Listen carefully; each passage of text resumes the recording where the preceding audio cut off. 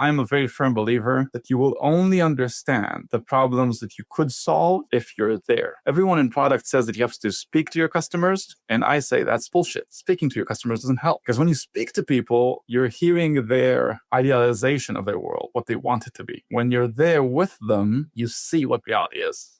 I sit there and already, because I'm not a salesperson and I suck at this, I'm like already apologizing before I give him the number. And then I tell him 4,000. And he goes, oh, okay, cool. So what do I sign? I call Roy and we both agree that obviously it means that we underpriced it. Before you were doubling, then tripling, now you're maybe 4xing. We did between 1.5 to 2 year on year. Then now we're doing between 2 to 3. When we look at this year, what's going to happen, 3 to 4. That's product market fit. Product market fit. Product market fit. I called it the product market fit question. Product market fit. Product market fit. Product market fit. Product market fit. I mean, the name of the show is Product Market Fit. Do you think the Product Market Fit show has product market fit? Because if you do, then there's something you just have to do. You have to take out your phone. You have to leave the show 5 stars. It lets us reach more founders and it lets us get better guests. Thank you.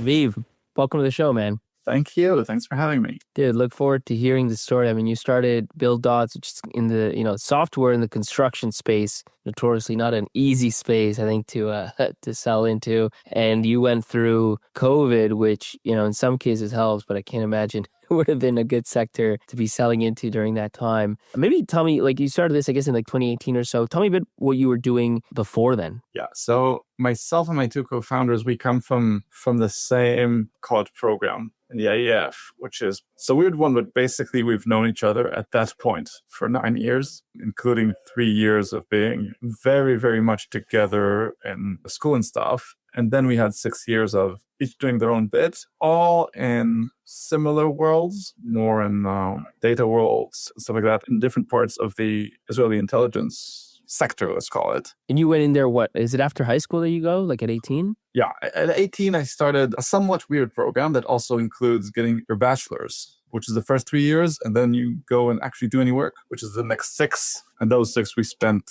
each, again, me, myself, in one particular place, them in others, still very much connected, but not really working together. Finished those 6 years. What did you do in those 6 years? What, it was in intelligence? It's all sorts. It's a complicated topic. It's basically called data and cybersecurity stuff. It's a good title for it. And we won't go into it more than that. Exactly. Cool, man. How do you go from there to construction? You know what I mean? How does the idea for Buildots come about? Yeah, that's a very good question. We had this thing. We wanted to start a company. Okay? That was it was a weird thing. For a while, while you're working in this with your friend, you guys just knew for a while you want to start a company? We were actually kind of almost joking about it for a while. And then during the yearly ski trip that we used to do, all the buddies together every year, the wife of Roy, then not yet wife, but now wife of Roy, the CEO, looks at the 3 of us and says, okay, are you going to keep bullshitting or are you actually doing this? Okay, guess we'll do it then. From company, it turned into, well, which sector company? It's like, we want a real world thing, a real world problem.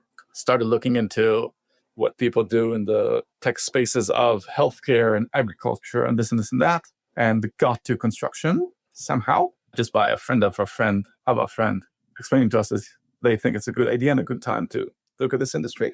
And by the way, this market exploration you're doing as you're still working full time? No. So we finished at that time and we were just like, okay, I think we were all, at least myself, I was working as a sort of consultant hourly at the time, just to a bit work, but mostly doing this. And then decided that it is construction. That was right. Call it New Year's 2018. Stopped everything else that we were doing. Decided to spend 2-3 months just on understanding what we potentially could do in construction, and then make a decision. In those 2-3 months, started actually doing stuff. What made you you discovered construction through a friend, but what did you see? Well, first of all, this guy, he works for, or worked at the time, for one of the biggest, was most importantly the most advanced general contractor in Israel. And his point was, this industry needs new advanced technologies. This industry knows that it needs new advanced technologies. This industry is now very open to that, but it also doesn't have the people to deliver it. And therefore, if you want impact, this is the place to do it. We went to this thing called Open Doors, which is a UK thing where you can sign up online for guided tours of construction sites. with general contractors here in the UK, which is a thing that they do once a year. What's the point of that? Very good question. Yes, most people. Very good question. Well, basically, I think that the main purpose of that is to attract people into the industry. So when we did these tours, most people were doing their bachelor's, and what these general contractors were trying to do was get them to come work for general contracting and not, engineering firms or other things in this industry. These are like civil engineers mainly that want to Yeah. learn the industry. Right. Yeah, and they wanted to. This is mainly about drawing to them the right talent, and also a bit the local community comes to see what it is that is being built around them and making them all this noise and stuff. And it's kind of a way to, to make them less anti. It's actually smart. It should be done more, to be honest. I think it's very smart. And the funny thing is that we arrived for a week. We signed up for like loads of them, which people don't generally do, we were told. And then this guy, this site manager asks, okay, can we just please you all say who you are and why you're here? It's like, oh, this person lives here. This person is just finishing their civil engineering studies. This person considering to go say civil engineering. We're 3 software people from Israel. He goes, what? Oh, okay. You in the wrong room? Yeah. Moving on. But in that, and what we also did is we emailed all of them asking for their time. One company agreed.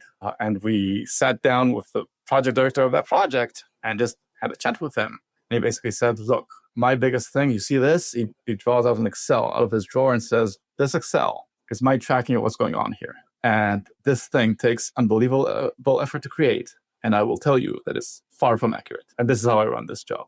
He then also agreed to truly open the doors for us. And he said that anytime I want, I can come in, sit in on his meetings, do this, do that. And you suddenly see this industry that works in a way that you sit there. I'm a very firm believer. And I actually took that from back then, and it's still true today, that you will only understand the problems that you could solve and the potential solutions if you're there.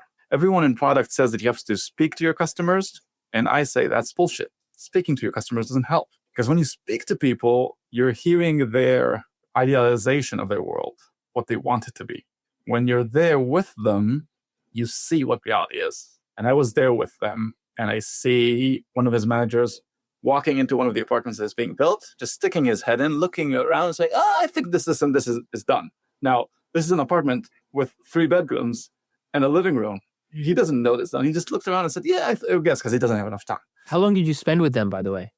I would be there at some point, kind of every other week for like a day or two. I had this deal with that guy, one of his managers, that I walk around with him.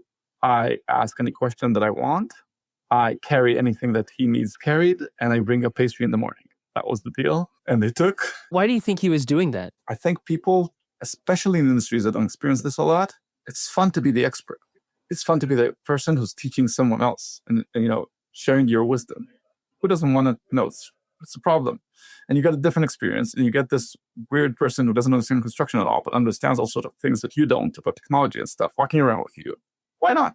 So that, and then I sit in on his project director's meetings, and you see a meeting that is being run by hearsay, let's call it. They argue if something was done or not done on the 4th floor between themselves, like the general contractor, the subcontractors, everybody, different managers of the same company even, just saying it is done, it's not done, it is done, it's not done. And this is an attempt to plan next week, but you're arguing about what is already done or not. How can you plan next week? What's the dispute? Like, is it that's not just like a known fact? No, one person is saying it's done. The other person is saying it is not done. And then they send the youngest person in the room. Well, actually, at some points I was the youngest person in the room, but lucky for me, I don't count.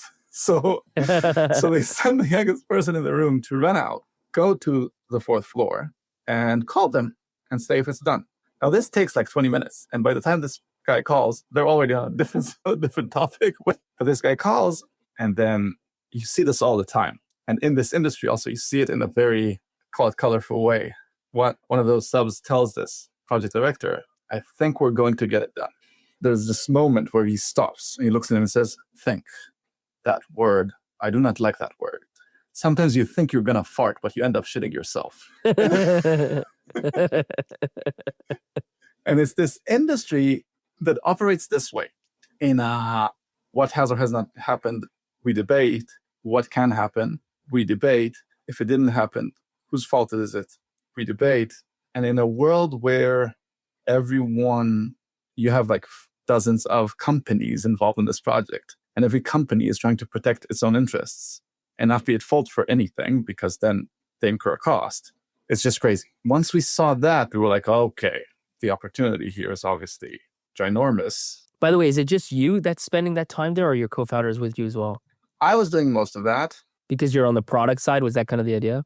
Kind of, but also just because I think of where we're each inclined towards. When we started, it was the very, very, very first days were the three of us sitting in a living room, each looking into different things. So at that time, for instance, I was responsible for looking at other construction tech firms, what it is that they're doing and why, so that we get an understanding of what could be done. Funnily enough, I always say about starting a company at that moment, when you're not starting with an idea, but you're looking for one, that it's the most painful experience in the world. Everybody was telling me, oh, you'll love this when you have a company to run and responsibilities. I'm like, no.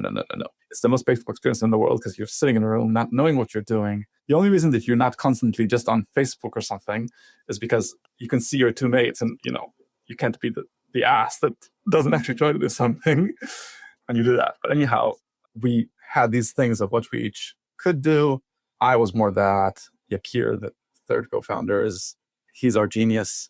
And when we realized that to do this, we need to build a whole computer vision engine. And none of us have any experience in any type of, of AI, but Yakir is Yakir. So he will just learn and build it because that's who he is. And he did. How many weeks are you doing this kind of in-person discovery for? How long? In total, but obviously doing also other things while it's happening, call it something like 4 or 5 months. Was there times there where you're like, maybe I'm wasting my time, or was it pretty clear right from the get-go that like this is exactly where you need to be and you're gonna find gold here, so to speak? The moment I saw, which was very early on, like the conditions in which they are trying to manage it, I said, there is the gold here. Now I need to figure out everything that I need to figure out to solve it. By the way, I had no clue how much I don't know. Today, I know to say just how much I didn't know then. Obviously, I still find out about things that I don't know. But just looking back today, honestly, if I knew everything that I know now, probably wouldn't have started this company. We would have said it's insane, it's too difficult, and never mind. There's naivety. Well, sometimes that's the beauty of being like, first-time founder, you're naive. Like, you just see the next thing. Well, when you just do this, it's going to be great. And then you do it, you're like, oh my God, there's a whole other mountain. Exactly. And I don't regret it at all. And I think that naivety really helped because otherwise, as you say it. But you talk about product and understanding the problem that you solve and what it is you're solving. I can tell you about the first time that we actually had a working product with a customer. That's almost a year later. That's September 2019. And this first customer is here in London, mind you, but back then I am still living in Tel Aviv. So I fly every week for a couple of days to spend time with my first customer, then turn to customers to understand about this product and how to deploy it and how to help them, what it should be and everything. And this is the very first product, week 2 or 3 of them having this product. And, in a nutshell, Buildots tracks like progress on site, and it tracks the sequence of the different activities that need to take place for you to complete whatever, in that case, an apartment. And I come up to this guy and tell him, Nathan, this is showing that you did the second thing in your sequence on 2 floors and didn't do the first thing in your sequence at all. So what's going on? Is something happening? Looks at me and just tells me, well, Aviv, because your freaking stupid product is showing something stupid. Why the fuck do you do that? Now, this is my first customer, yeah? I'm like, what? I almost shat myself. Like, what's going on here? And I tell him, well, because that's what your schedule shows. I say, well, yeah, sure, because my scheduler doesn't understand construction, so he put that, it can't be built that way. And suddenly you realize that what you're talking about, I am talking about helping them manage a process in which there are different people involved, each with a limited understanding of the process itself. And therefore you have a schedule that isn't really something that can be done based on how that schedule is written. And you have a design of the thing that's being built that can't be built exactly as it is designed. And you have people who are meant to deliver both of these things who don't fully look at these 2 things completely because they know that there are problems with that and they use a lot of their knowledge and brain and experience and whatever to get around that. Like, oh my God, this just became so much more complex. Man, like hearing this, you're surprised that anything gets built, to be honest. It just sounds like complete chaos. I gotta tell you, after all this, I have found such new admiration to the fact that I am currently speaking to you from an office in the UK that is working. And then I will go home. And my home, I'll live there and it will be okay. And I keep saying that the only reason, and I think why I love working with this industry is that the only reason that this happens is because it's such a shit thing to do, to be honest, to manage construction. It's such a pain that the people who stick to it and do it are truly passionate about doing it. And therefore they get it done. And you see these people, you walk around with them and they tell you, oh yes, they all tell you the stories about how they took their kids to a tour in London and told them, Daddy built this and Daddy built that. And stuff like that. So we moved to kind of your first customer, but like you're discovering the problems. Tell me about the time where you start realizing what kind of the solution might be, like which piece of this problem you want to actually go and solve.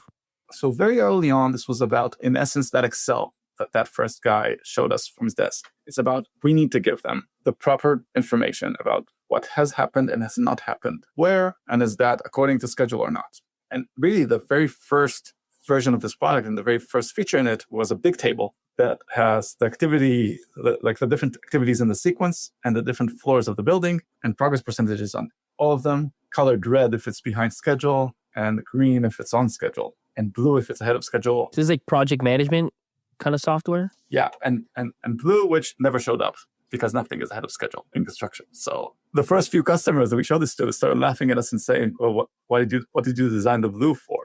That will never show up. It's pointless. And was there not, because like Procore is typically, kind of the project management Goliath in the space, like where do they fit, or like how come these people were using Excel versus some other project management software? In terms of managing the actual delivery of the project, let's call it the project itself, there are three main things. There's project management software. That is the Procores of the world. And Procore is by far the leader of that. And that is typically things where that's where you have all your documentation, be it design, be it other spec, other things. That is where communication happens. So let's say that I am the contractor and I have a problem with the design. I need to do something called request for information so that the designers reply. That is done through this tool. That is where all the permits sit and all of that. It doesn't do at all anything about managing the actual process of construction, the activities that come into place. For that, you have two things. You have scheduling software. The leader in that is Oracle with a tool called Primavera, which is basically where they build the big Gantt charts and where you have functionality to update where you are against that Gantt chart and sort of replan and do things like this. This is like plumber comes in on this day and the electrician comes in on this day and they work for this long on this thing and like whatever, right? Exactly. But that is kind of high level and it's more used for, I always equate that to a product roadmap, something high level that you have just to check yourself that you're on the right track, but not the thing that by which you manage tomorrow. And that they typically do in Excel because they don't have other mechanisms, and more so than Excel in talking about it, let's call it. Like that meeting that I tell you about with 4 floors done or not done. Right. This is where, again, back to my stupid, and I have a very naive view of construction, but like, the plumber is going to do this for 3 days and the electrician is going to come in. So on day 3, they call him, hey, did you finish saying, no, man, actually, this thing come in, so I'm in another day. Oh, okay. Call the electrician, tell him, hey, don't come tomorrow, come a day later. Like, but times a million of all the different things that are happening. Exactly that times a million. And then you figure out that because everybody knows the dynamics of this industry, then the plumber says they'll finish on, Wednesday, when they know they probably won't finish on Wednesday, but they think that's a good thing to say. And the electrician knows that when he says Wednesday, he's not actually going to be finished on Wednesday. So he's never planning on getting there on Thursday. He's not even planning his resources that way. And all of that happens. This is like, by the way, I'm from Argentina, right? So we're late to everything. So it's like if you want people to show up at 8 p.m. for dinner, you don't tell them 8 p.m., you tell them 7 p.m. because they're going to be an hour late. Like everybody adjusts to the reality of things over time. But basically, the actual sort of day-to-day management of the process and progress just happens in Excel. Now, some teams use, say, lean construction management software, which is basically about that, like just day-to-day task management of what's happening. It's very difficult because of the information, because the people actually doing the work are subcontractors of subcontractors of subcontractors, and they're not going to report what's done, what's not done in the now. And then that means that to know what's going on, you need somebody to walk around and check everything. But you can't really do that to that level of detail, not even once a week. So that's why that doesn't happen. And that's why it all fails. And that's where we came in. And so we are integrated with the Oracle planning software, and we are integrated with the Procore for different reasons. This covers a different thing. And was it always computer vision driven, or was it first just kind of pure software where somebody would write in what's done, what's not done? No, from day one, it was computer vision. When we saw this, we said, I get why it doesn't work for them. There's no way that anybody will input here what's done, what's not done. It is just not realistic for that to happen in such a fragmented industry. It has to be automatic. So the idea was what? Somebody would take a picture, or how did you envision this working? So first of all, we said it has to be automatic. And therefore, we took Akir and sent him saying, okay, figure out some fancy tech to do this because you're the smartest. And what we saw at the time was that there were solutions called reality capture in this construction world, in which you walk around with a 360-degree camera and you get sort of like a site view, if you will, kind of like Google Street View, where you can walk around. And that's useful because if you're a developer from California, but the project that you're currently building or that is being built for you is in Texas, you don't want to just fly there every week. You want to be able to see it. And if you want to document your project so that you eventually have documentation of what's happened to be able to sort of figure out things of claims and such that happen, then that. And we saw that and we said, okay, so this is the mechanism to capture the data. And now we'll need computer vision to analyze that. So that's the solution today. Somebody walks around with a 360-degree camera and the tech will sort out understanding where that camera is at every point in time. Therefore, what space is it analyzing, and then what's done, what's not done. So fast forward to that first customer, what exactly had you shipped? Funny enough, that same customer in terms of company, not project, we were in contact with them about an actual project 6 months earlier. So around even more than that, around January, February of 2019. And eventually, they didn't use us on that one because we need a specific format of designs called BIM. And in that project, they didn't have that format.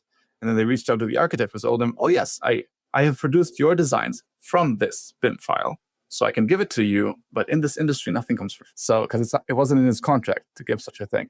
So he says, I already have it. But if you want it, that will be $250,000. Oh my God.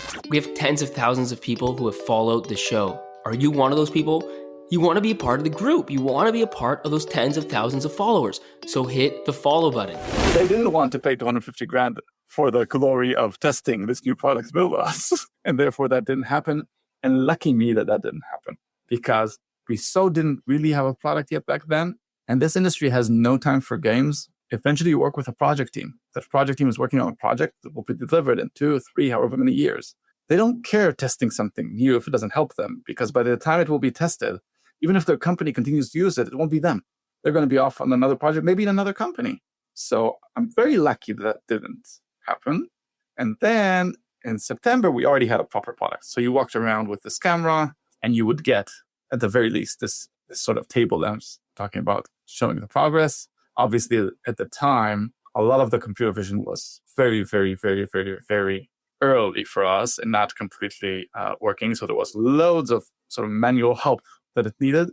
The very first capture that happened, I did myself. For the first few months, when I went there, as I say, for those few days, I would walk around with the camera. So I walked around with the camera and the entire company, 15 people, back in the office in Tel Aviv, are waiting for Aviv to upload the videos just to check what's going on to help the system process it. And then I tried to upload it from their guest network on that construction site, and it's not working. It's too slow. So I run off to the nearby mall, and it's not working. It's too slow. So I rush to my hotel to upload it because they're all just sitting there waiting to do this. And it's a surreal experience because I sold AI, but it wasn't full AI yet. And now I got to rush to upload it so that the human beings can do something with it. And yeah, that worked out. It was already a good enough product and a good enough AI mechanism that allowed, with the help of those people, to get it done in days and not weeks to analyze that. And what was the idea? Like, ultimately, was somebody would do this every day? Like they would every day kind of take a video of whatever is being built? Maybe one day. Not then, certainly not then, still not now.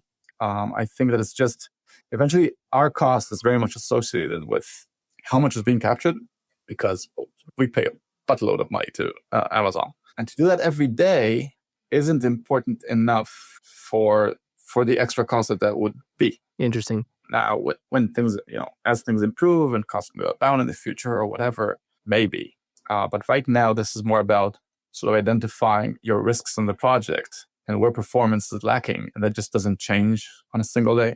Most of our customers capture once a week. And how did it go, by the way, in that first deployment? Like in terms of ROI and value? I mean, the product sounds like it worked, but what did the customer think about it? I think, it will be a joke to say that first project, the first quite few projects taught me a very valuable lesson, which is there's a difference between product that is providing the right tool that can drive tremendous value and a product that most users will actually get tremendous value from.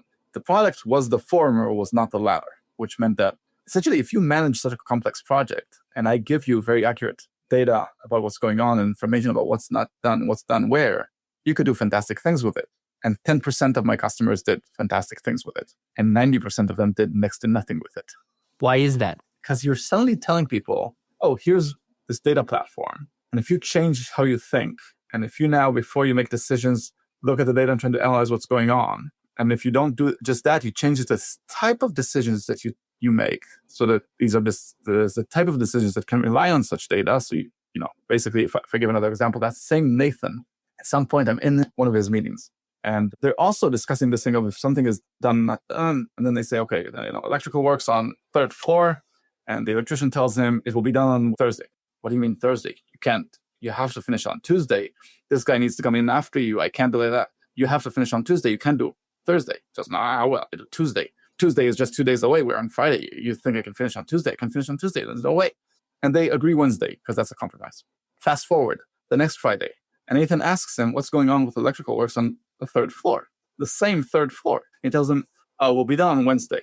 And I'm sitting there like, oh my God, what just happened? But nobody else is responding like me. It's all like business as usual. So I then walk with this Nathan. I tell him, Nathan, you had this whole back and forth last week about Thursday or Tuesday. Ended up agreeing Wednesday. We are now 2 days after that Wednesday. And he told you Wednesday, you didn't flip out. Tells me, oh, Aviv, when he said Thursday, he didn't know when he could finish. But he thought that that's something that I can hear and I can accept. I said Tuesday because it's a knee-jerk reaction. I take what he says and take 2 days less to apply pressure. And now we're in reality. And in reality, it was never going to be done this week. As I look at him, he tells me, you're looking at me like I'm insane, so I'll explain. And he goes, all I'm trying to do is have 3 to 4 meeting summaries in which he did not deliver the thing that we agreed, so that I can go to his director and say, you have to resource this job more because you're failing on me. I am playing a long-term game. He goes, I'm playing a long-term game because I don't have the information needed to play a short-term game. That's why you're here. And at that moment, you realize that there you go. They need to change the things that they're trying to do because suddenly this information is here.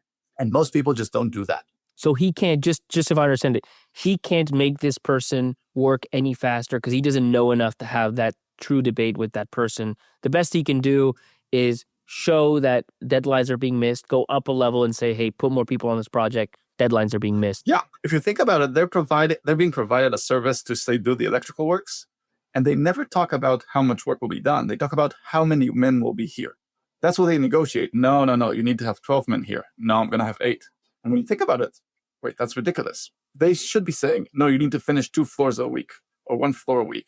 But they're debating manpower because that's the only thing that they can measure. And so anyway, so then that was it. And this product did that. But people don't just suddenly get up one morning and spend the effort needed to learn how to do things a new way. And that's not construction people. That's just people. Because what did they have to do? Like there's a behavior change element, but all they had to do was what? Just check your report? Or was there something they actively had to do to get the value? It's check and learn how to check that. Learn how to check the fact that that is what happened specifically in the last week. And that depends on them doing this captures. You have to do it consistently at the same roughly time of the same day so that you get a week's worth.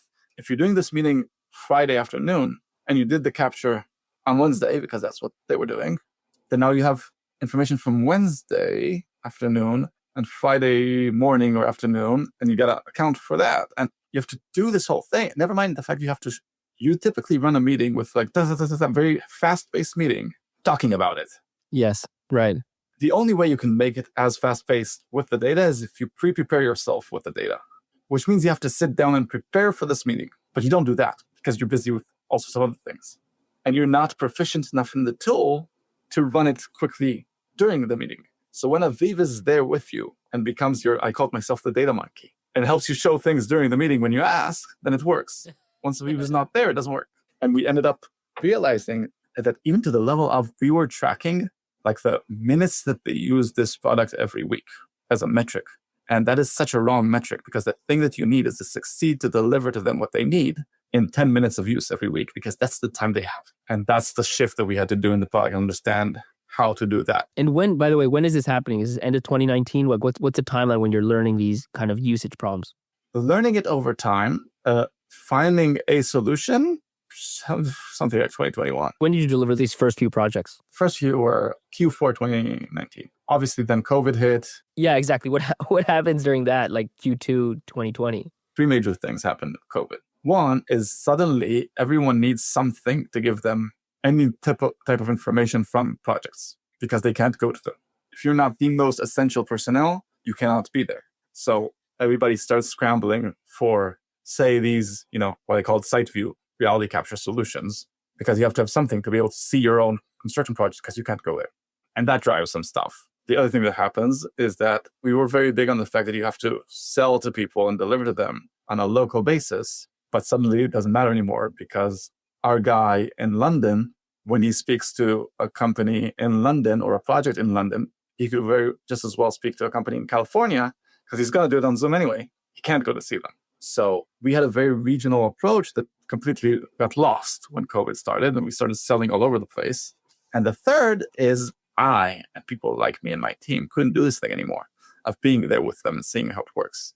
And you just can't do that on Zoom. They'll spend an hour with you on Zoom, but that's not the set. You can't sit there with them seeing how they work and how this can help them and help them during their work with this tool. So there was a long period of time there that we just couldn't do that. And I think that really slowed our product understanding and our market fit down. And by the way, what's the like on the, like, because this, I assume during this time, like revenues are probably pretty low since you're just kind of figuring out, you're doing a few projects here and there. Correct me if I'm wrong, but then how are you funding the company? Like what's going on the fundraising side? So yeah, revenue was, I don't recall exactly, but we're talking, not high at all. And nothing that is too relevant to fund this company. Sub $1 million, under $1 million? Oh, yeah, maybe call it $1 million. And not only that, by the way, at the time, every time we signed a project, we essentially lost money because our margins were negative. Just because of the compute, like the compute needed to run to do like the vision, the computer vision. A combination of the compute, the fact that the algorithms fail a lot, and then they need a person to come in and intervene. So we have people that do that, and this and that and the other and everything. Yeah. And how did you price it, by the way? Something between how much it costs them to hire a manager, which is kind of sounds relevant, to how much do they currently pay for tech, so that it was anyway more than they ever paid for tech, but we just didn't want it to be obscenely more because that would be very difficult. And honestly, Roy and I kind of winging it was the real pricing structure. What was it? Like, what was the ACV at the beginning? Well, it very much depends on the project. But to give you an example, that project I talked about before is like $50K, that project. But it's funny. And projects were what, like 50 to 250K range? Like most projects would fall in that bucket? In ACV terms, they could fall into 20 to 200. Really depends on the size of that construction project. But I think, how do you learn these things? The very first project, we didn't want to give it anytime for free because we said nobody will try to even do it if it's free. It's not about the money with that. So the first project I'm talking about, we first agreed with them £1,000 a month because it was a nice round number. And they first tested us on 2 of their 8 buildings. And then it started September. In December, the project director sits with me when I'm there once a week and tells me, Aviv, we want to put you on the entire project. Come back to me. I did this whole oh my God. I don't know how to sell anything in my life. What's going to happen now? How do I go to this person with a proposal? I don't know how to do that. And I consult with this person, consult with that person, and I have it all in my head, and I speak to Roy and this and that. And I come into him the next morning.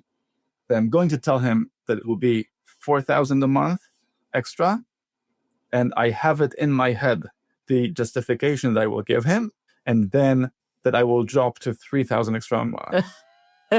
Right. And that's my plan. And then I sit there and I tell him, and already, because I'm not a salesperson and I suck at this, I'm like already apologizing before I give him the number even.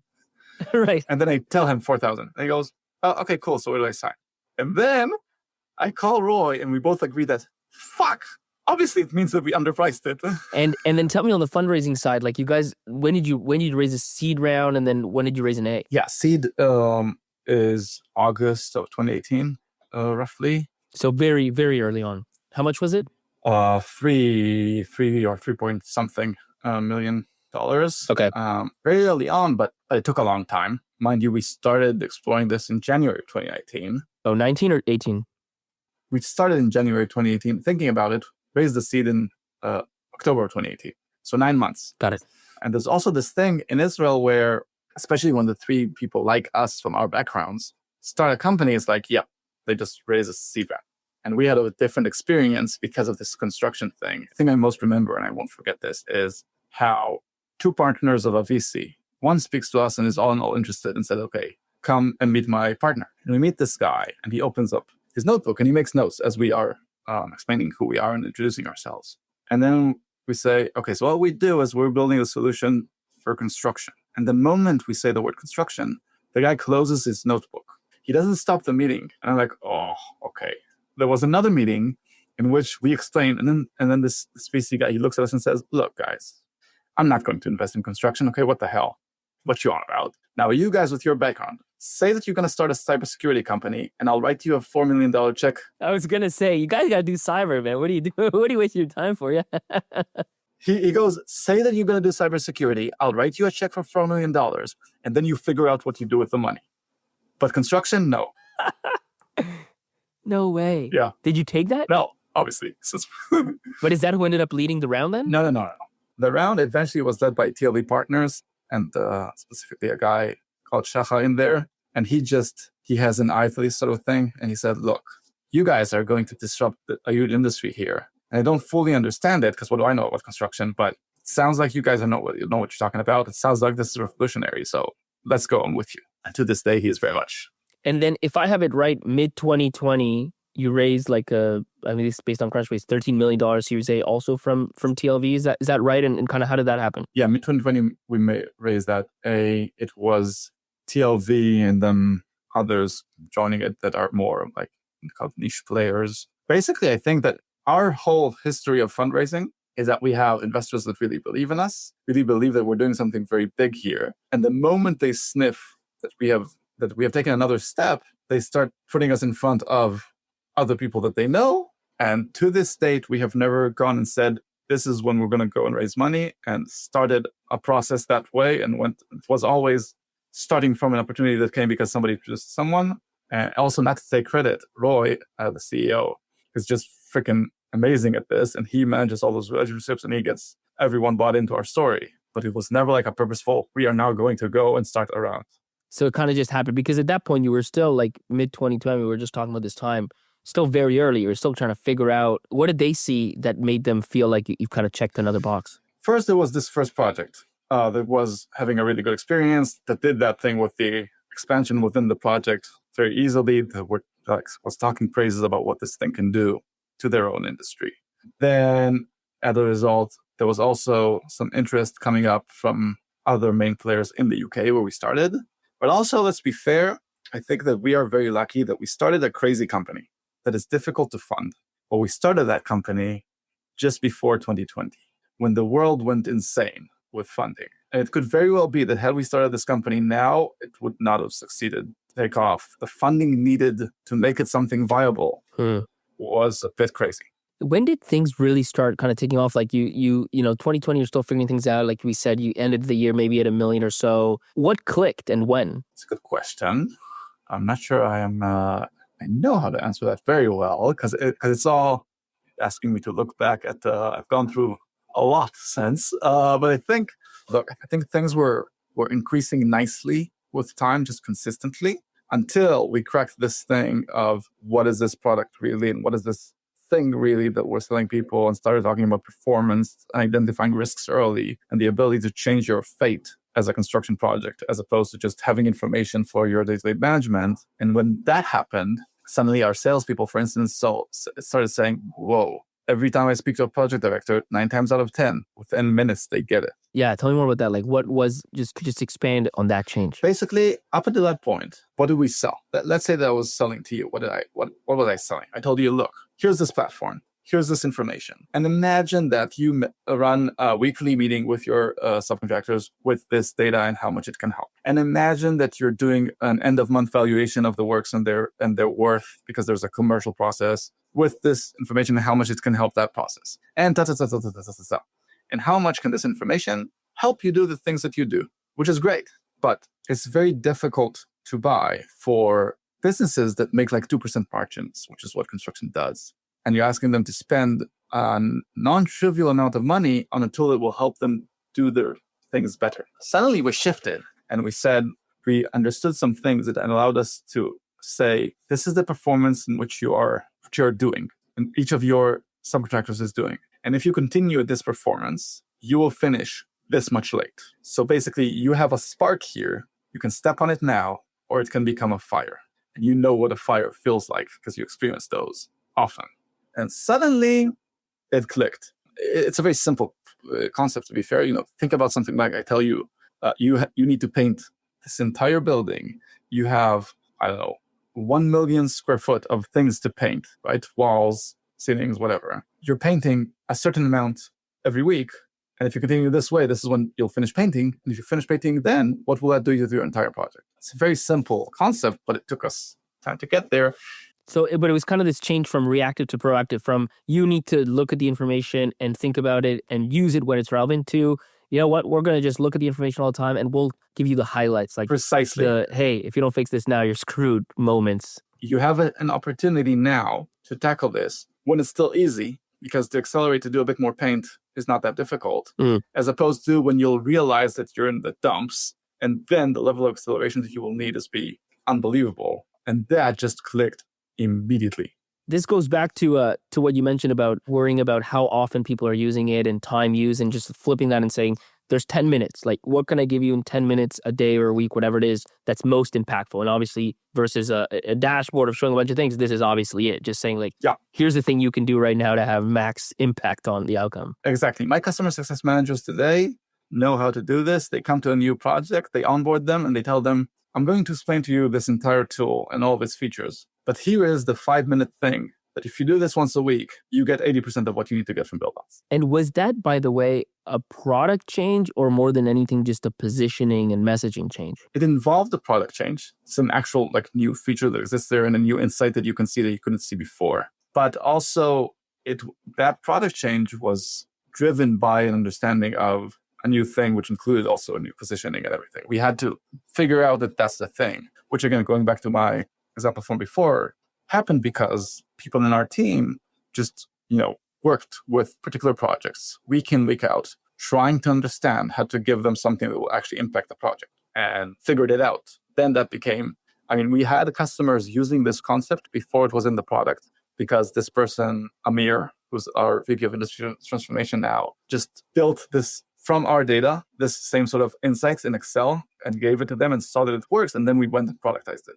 Got it. And give me a sense maybe just of revenue growth, like before and after, like where were you more or less before this change? And then how did that inflection show up? I can tell, I don't know the exact numbers, but what I can tell you is that if before that we did between 1.5 to 2 year on year, then now we're doing between 2 to 3 year on year. And when we look at this year, what's going to happen, then 3 to 4. Sorry, is that in terms of growth? Like you're growing 3 to 4x? Growing 3 to 4x. Growing 3 to 4x. Okay, so before you were doubling, then tripling, now you're maybe 4xing year over year. Yeah, something like that. Got it. And where are you at, like revenue-wise, high level? Like you're kind of in the tens of millions, I assume? 100, yes, like that, 150, 160. I don't remember the exact number. Something like that. And you've raised what, like 150 million in total? Yeah. That's pretty epic, man. Cool, man. Well, listen, let me stop it there, and I'll ask the kind of like last few questions that we always end on. The first one, we touched on it, but I'm curious on your specific answer. Like, when was the moment when you'd say you felt like you found true product market fit? So within this thing that, indeed, we talked about, I had a number of experiences where I would go to senior people in this industry. So say VPs of operations and stuff like that. They were all within the same. I moved here to London in May 22. And the course of those first couple of months, I did loads of meetings because I was here suddenly with easier access and everything. And in those 5 for 5, the first 5, I had an experience of people saying, holy shit. Also telling me, that's what my team needs to do with this. This is so simple. And that sentence, this is so simple. Yeah, okay, here we are. And then those projects signed up and indeed that happened. So. And what about on the flip side? Was there ever a moment you thought things just weren't going to work and maybe the company was just going to fail? Definitely. There was a point in time, somewhat before I moved here, where I had I can't forget this. I was on a phone call with Roy.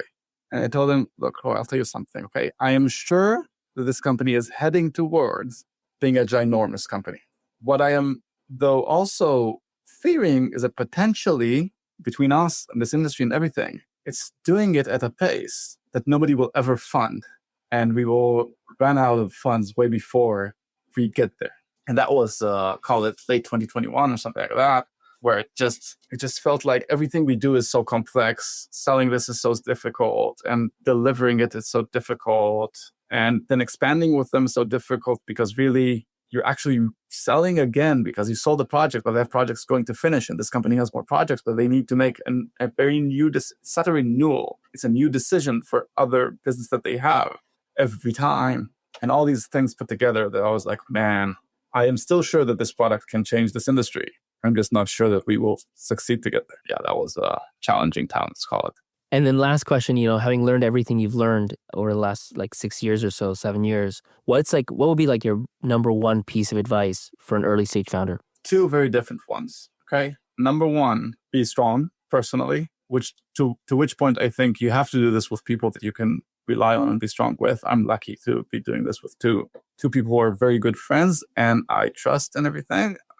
Obviously, at that point, you might have already decided if you're a first-time founder, but I'm just saying the people are extremely important. Your strength is extremely important. I had maybe a couple of years in which I could not do anything else, not because of time, but just because my mind would be worried with other things. But the more important one, build it around your market. Be there. That's my point from before.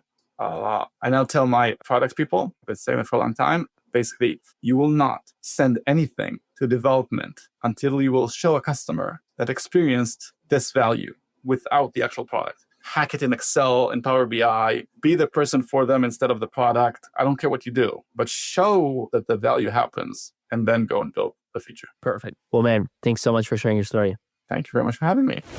Wow, what an episode. You're probably in awe. You're in absolute shock. You're like, that helped me so much. So guess what? Now it's your turn to help someone else. Share the episode in the WhatsApp group you have with founders. Share it on that Slack channel. Send it to your founder friends and help them out. Trust me, they will love you for it.